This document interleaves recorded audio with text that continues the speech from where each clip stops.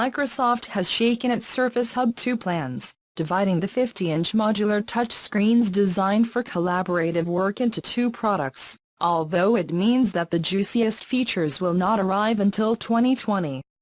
Earlier this year, the Surface Hub 2 is aimed at companies.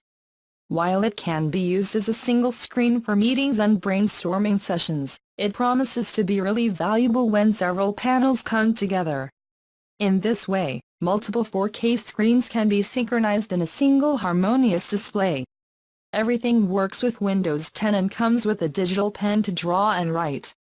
A 4K video camera and a set of far-field microphones also convert the system into a video call configuration.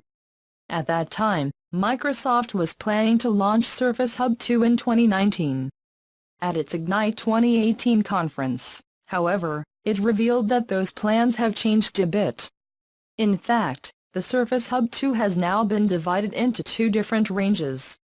First, and apparently still on track to launch next year, will be the Surface Hub 2S, scheduled to arrive in the second quarter of 2019. It will run the same software as the original Surface Hub, but on the lighter and thinner hardware that was shown earlier this year.